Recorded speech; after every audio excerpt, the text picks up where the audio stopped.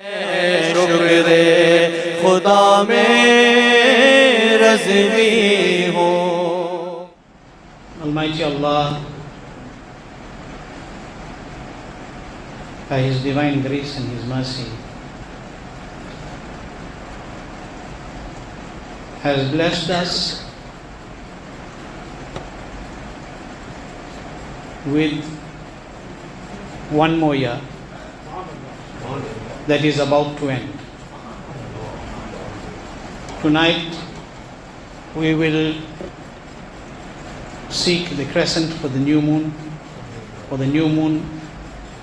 the Islamic year 1444 Hijri. If we do see the moon, then inshallah tomorrow will be the first of Muharram 1444, if not the day after. But again, when the year comes to an end, and today is the last Friday of 1443 Hijri, when the time draws to an end and the year draws to an end, then you start to think that in this entire year, what have I done to please my Rabb? In this one year, what have I done to attain the pleasure of my Rabb? And we all know the only way that one can attain the pleasure of his Rabb is ba khuda khuda ka yahi hai dar nahi aur koi mafarma kar. The only way that you can attain that pleasure of your Rabb is through attaining the pleasure of the beloved of the Rabb, Muhammadur Rasulullah sallallahu alaihi wasallam. But the ultimate goal and objective of every person, every believer, is qurb ilahi. This is what should be the objective of every believer, and this should be the maqsad-e-hayat, that every banda should wish that I must strive so that I can become close in the court of my Rabb. So you start to think that an entire year is past, and how much of time did I spend this year in attaining special nearness in the court of my Rabb? And yes, if we think that we will attain this closeness without any sacrifice, then that too is a difficult task. Yes, if Allah wills to bless His closeness to any of His servants, then it is less than a moment Allah will bestow it upon him. But generally, a man cannot attain the nearness of his Rabb without making some sacrifice.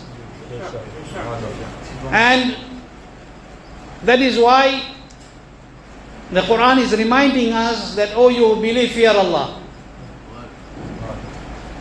And keep the company of the pious. Why? Because when you fear Allah and you keep the company of the pious, that fear will remain intact. And that khawf and khashiyat will become more. And you will be willing to make more sacrifices. And those sacrifices that you will make will be for the pleasure of Allah. Just now, the month of Dhul Hijjah is a month of sacrifice. What we did in Bakr Eid, we made sacrifice of the animals. Why we did it? Because we want to show how many sheep we can cut. No, we did it for the pleasure of Allah. People have just come back from Hajj. All those who have come from Hajj amongst the Ahlul Sunnah, Hajj Mabrur to them. Those have come from Hajj. All those that went for Hajj from the world over amongst the Ahlul Sunnah. Why did they go for Hajj? So that they come back and be called Haji. That's why you went for Hajj. No. You went to attain the pleasure of Allah. You went to attain the pleasure of Allah so that your Rabb will be pleased with you. Why do we give so much of zakat and charity and sadaqat? So that people say that we are generous. No. It is because we want to attain the pleasure of our Rabb. And all these things are sacrifices. How much does it cost for Hajj today? You know? Close to 100,000 for a person to go for Hajj today. Why is a person sacrificing 100,000 of his hard-earned money? Tell him that you earn this now, don't have to go for Hajj, go do something else. He say, no, this I saved for my Hajj. Why is he sacrificing that wealth? So that he may be called a Haji? No. His maqsad of sacrificing that wealth, it's a sacrifice in the court of Allah. It's for the pleasure of Allah. A person leaves his family and his children and everybody and they go. Why do they do that? For the pleasure of Allah. That is what the maqsad should be. But today, unfortunately, the situation is different. But we are to be reminded when these years come to an end, and the year comes to an end, that this calendar and the Muslim calendar ends with the sacrifice. But every day of our life should have some form of sacrifice. Today, there is more compromise than sacrifice. There is more compromise than sacrifice. We want to compromise the deen of Allah rather than sacrificing for the deen of Allah. People have forgotten the difference between a compromise and a sacrifice. There is no compromise in the deen of Allah. Hazrat Ibrahim alayhi salam did not compromise when the command came.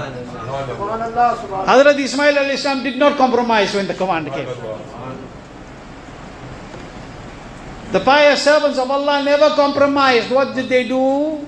They sacrificed. And this month of Dhul Hijjah is ending, and it will start the next year of Muharram. And here Hazrat Ibrahim alayhi salam and Nabi Ismail alayhi salam did not compromise Allah's deen, but they gave sacrifice. And when Muharram started, then Sayyiduna Imam Hussain radiallahu anhu did not compromise Allah's deen. He did not compromise the deen of his Nana sallallahu alayhi wasallam, but he sacrificed his life and the lives of his Ahl Bayt with him. What lesson does it teach us? That in this deen it's not about compromise, it's about sacrifice. Because Imam Hussain could have compromised to save the life of Hazrat Ali Asghar radiallahu ta'ala, to get a drop of water. But he did not compromise. What did he do? He sacrificed. And why is this? Why did they give this qurbani? For the pleasure of Allah. And talking about this, I was reading just before I came a beautiful narration. Beautiful, amazing, spiritual, ruhani narration that definitely woke my heart up. And I pray that it wakes your hearts up as well. And I'm going to relate and share this narration with you. And it's a narration narrated by a beautiful personality, a great Sufi of his zamana, Hazrat Sayyiduna Imam Zunnun Misri radiallahu ta'ala. Hazrat Sayyiduna Imam Zunnun Misri radiallahu ta'ala an. He says that one year I intended Hajj Baitullah. Hazrat Zunnun Misri, please listen with your hearts to this. Hazrat Zunnun Misri radiallahu anh says, one year I intended, I want this to be an awakening for those who have gone for Hajj, for those who make sacrifices. Those of us that intend to make these sacrifices, I want this to be an awakening for all of us. Hazrat Zunnun Misri radiallahu anh says that I intended to go for Hajj Baitullah, and so I went. And while making wuquf at Arafat, during the wuquf at Arafat, I saw a young man there on the plains of Arafat. I saw a young man. You see many young men on the plains of Arafat. But this is not any ordinary person seeing. This is the eyes of Zunnun Misri. These are the eyes of Zunnun Misri radiallahu anh. He says, I saw a young man there on the plains of Arafat. He was pale. His color was pale. He was feeble, thin. He looked troubled. He was restless, bechain. I saw him in the state on the plains of Arafat. But he says, on seeing him, I immediately felt in my heart that this young man has received a portion from the love of Allah. That this young man has received a portion from the love of Allah subhanahu wa ta'ala. He said, I went nearer and I heard him saying something. Allahu Akbar. I heard him saying something. You know what he said? On the plains of Arafat, what the young man was saying? He said, how can I present myself in your divine court, O my Rabb? Should I come with a disobedient tongue and a heedless heart in your court? Allahu Akbar. O my Rabb, how should I present myself in your court?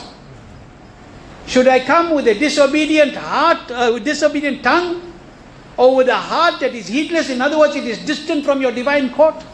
A banda is saying this. That banda who has the love of Allah. Zunnun Misri is saying that I can see that he has a portion of the love of Allah. But look what he is saying in the court of his Rabb. He said, oh Allah, how do I present myself in your court? With a tongue that is disobedient, or the heart that is heedless and distant from you? Allahu Akbar. And then he says, oh Allah, Hazrat Zunnun Misri says that man says, that young man says, oh Allah, how beautiful these moments are when you are conversing with me. Oh Allah, how beautiful these moments are when you are conversing with me at this Mubarak place and you are inviting me. You are summoning me in this Mubarak place. Hazrat Zunnun Misri radiallahu anh said, when I heard these words, and when I saw what I saw, I started to walk towards him. I've never seen him in my life. I walked towards him. He said, as I took a step towards him, he raised his eyes and he said, oh Zunnun, welcome. Never seen each other before. He said, oh Zunnun, welcome. Hazrat Zunnun Misri radiallahu anh said, I took a step forward. I said, how do you recognize me? How do you recognize me? He says, he who recognizes and knows me and loves me told me how to recognize you. He who knows me and knows my love told me how to recognize you. He said to me, O Zunnun, my Rabb's, his love has made me thin. Today, without comparison, you see the fellow, he can't talk to this one girl, Ma'adallahi Rabbil Alamin. For 2 days not eating food in the house, mother and father parishan, pata nahi mere bacche ko kya ho gaya. Oh, losing so much weight. Why? He's in love. What love? Learn love from that waqia on the plains of Arafat. Has the love of Allah made us weak? Has the love of Allah caused us to become thin? Has the love of Allah caused us to become pale? The love of the dunya does this to us. Why is the love of Allah not doing it to us? Where is our direction? I ask myself. And I ask you to ask yourself. He says, I have become thin and pale in the love of Allah.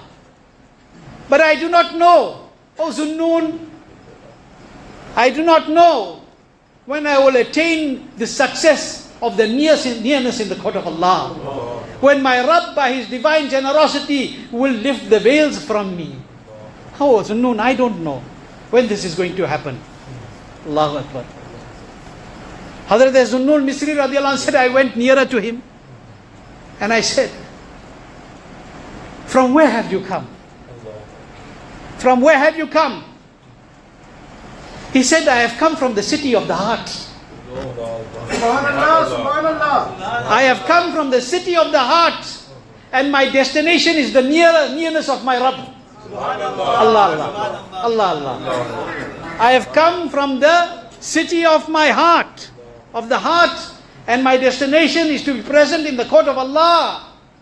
Hazrat Zunnun Misri says, when I heard this answer, I asked him, do you have any provisions? Kuch saman hai?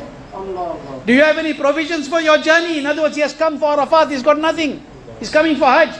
Zunnun Misri said, after he answered me that he came from the city of the heart, He said, I asked him, do you have any provisions for this journey? He said, yes. I have one drop of the pure drink of the love of my Rabb. I have one drop of the pure drink of the love of my Rabb. And I am hopeful that through it I will reach the exalted court of my Rabb. These are my provisions. Zunnun Misri said, I asked him, do you have any means of conveyance? How will you journey? How will you go? What is your means of transport? Do you have any means of conveyance? He said, yes, Zunnun, I have. My conveyance is my pure niyat. My conveyance is my pure intention and my total abstinence from the dunya. My total abstinence from the world and the pure tasbih of the one whom I love. That is my sabari. That is my conveyance. And then Zunnun Misri said, after he answered these three questions I asked, he looked at me and he said, oh Zunnun, go. Oh Zunnun, go, leave me alone. For any time spent away from obeying the Creator is of no use. Go Zunnun, go. Hazrat Zunnun Misri Radiallahu Anh says he left. He started walking away. I continued watching him and I went wherever he went until I saw him on the plains of Mina. Until I saw him on the plains of Mina. And then there I watched him as he saw the people making qurbani. People were making qurbani of their qurbani animals on the plains of Mina. And Hazrat Zunnun Misri Radiallahu Anh says that I watched him as he was watching the people making sacrifices of the animal. And as he watched them making their qurbanis, tears flowed from his eyes, continuously weeping.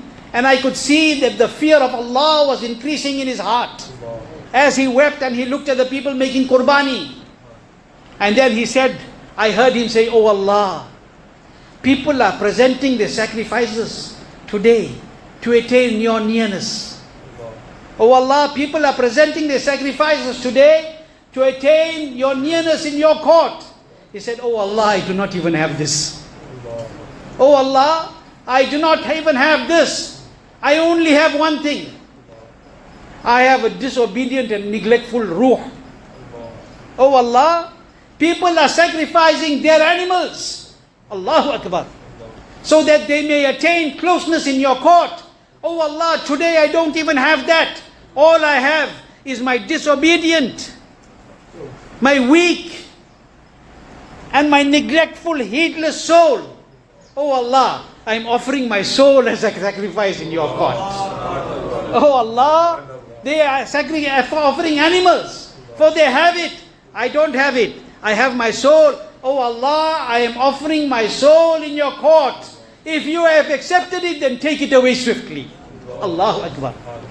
If you have accepted my sacrifice and my offer of my ruh, then take it away swiftly. Hazrat Zunnun Misri Radiallahu Anh says, he had only uttered these words and I saw him fall to the ground and his ruh had left his body. Allah has accepted his sacrifice of his soul. In the love of Allah, this is what he sought, for the pleasure of Allah. Hazrat Zunnun Misri Radiallahu Anh said, as he dropped to the ground, I heard a voice from the unseen saying, amazing how swiftly this young man wished to enter Jannatul Firdaus. Hazrat Zunnun Misri said, I was in awe after what I saw. Think about it. What was he seeing? He said, I was still standing at his head side. I was still standing at his head side, trying to gather myself. After this had happened, when all of a sudden, I found an old lady standing near me, who I could not see before that. All of a sudden, I was still trying to settle after what I had experienced. And I find this old woman standing next to me. And I saw her, she walked towards the young man.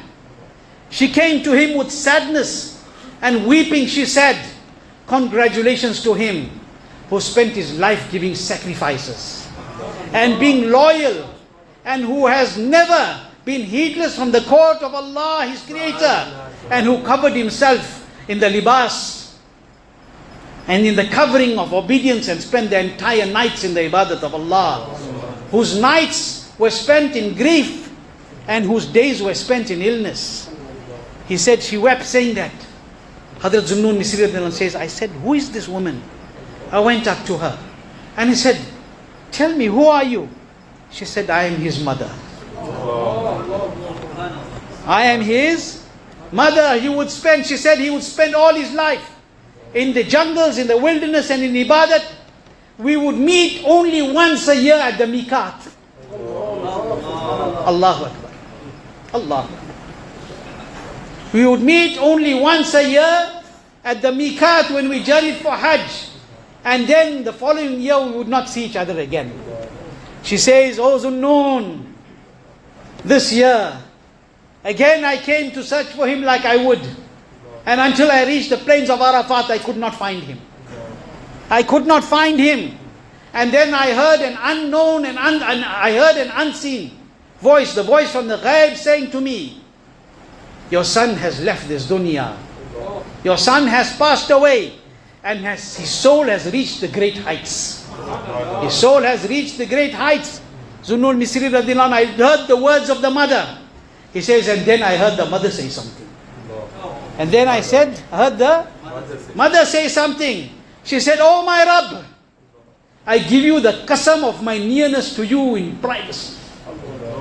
Oh Allah, I give you the qasam of my nearness and my connection to you. When I'm alone, at that time, how near and how great closeness you afford me. Oh Allah, I give you that qasam. And I give you the qasam of your love which you have put in my heart. I give you the qasam of your love which you have put in my heart. Free my disobedient soul from this dunya. Free my disobedient soul from this dunya which will perish, and let me go to the everlasting house where my son is. Hazrat Zunnun Misri radiallahu anh says, she only said these words, and I saw her fall to the ground beside her son, and I saw her ruh leave the body. Hazrat Zunnun Misri radiallahu anh telling us this waqia is teaching us the reality of Qurbani. That whatever sacrifices are made for the pleasure of Allah. True sacrifices are for the pleasure of Allah. But look at that young man. Look at that young man. Think about his answers and think about the mother. And it gives us a lesson. It gives us very great lesson. When the mother is like that, that is why the son became like that. When the mother is like that, that is why the son became like that. The mother was like the mother of one personality. That is why he became Zunnun Misri as well.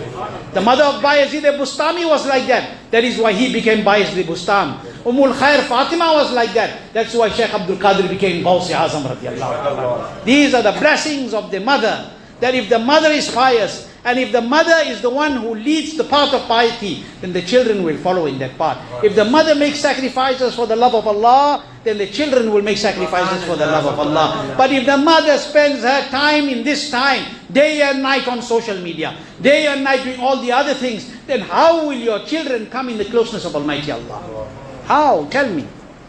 The time of Muharram is coming. The month of sacrifice.